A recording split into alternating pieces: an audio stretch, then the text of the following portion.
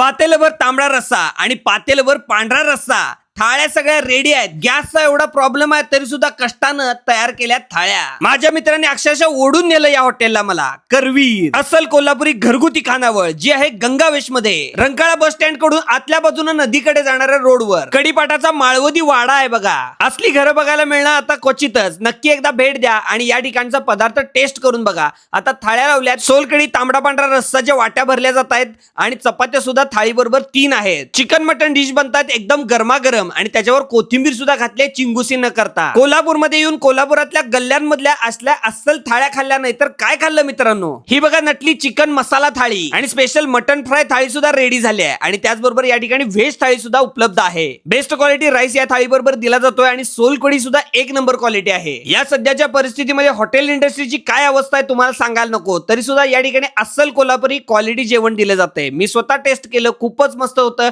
आणि तुम्हाला अशा पद्धतीचं जेवण आवडत असेल तर नक्की एकदा भेट द्या आणि टेस्ट करून बघा. सगळ्यात शेवटी मेन्यू कार्ड दिलेला आहे, तुम्ही पॉज करून बघू शकता. रेट सांगण्यात वेळ घालवत नाही, लगेच फॉलो करा. आणि हा व्हिडिओ आवडला असेल तर कमेंट करा आणि पटकन मित्राला शेअर करा आणि लगेच करून टाका पार्टी. आणि अशाच प्रकारचे व्हिडिओ बघा आणि चैतन्य फूड ब्लॉगला फॉलो करायला विसरू नका. Bye bye, take care.